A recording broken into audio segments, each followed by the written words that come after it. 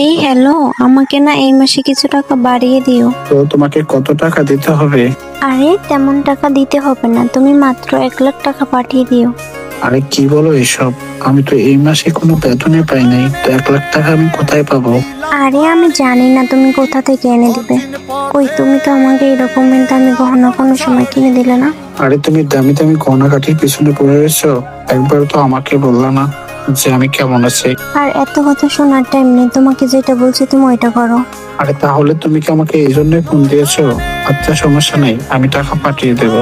আরে আমি 2-3 মাস পর বাড়িতে আসবো, তো কি বলো, আমি কি যাবো?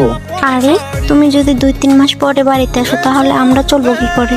আরে এতদিন যে আমি ইনকাম করে টাকা দিয়েছি, ওই টাকা কি সবগুলোই উড়ে ফেলেছো? তোমার সাথে কথা বলতে ইচ্ছে করতেছে না, তুমি রাখো এখন। আচ্ছা ঠিক আছে, আমি এই দূর প্রবাসে টাকার জন্যই পড়ে থাকবো, কখনো আর তোমার কাছে যাব না বা দেশে যাব না। তাহলে তুমি তো খুশি? তাহলে টাকাই পাবে, আর কোনো সময় তুমি আমাকে আর পাবা না।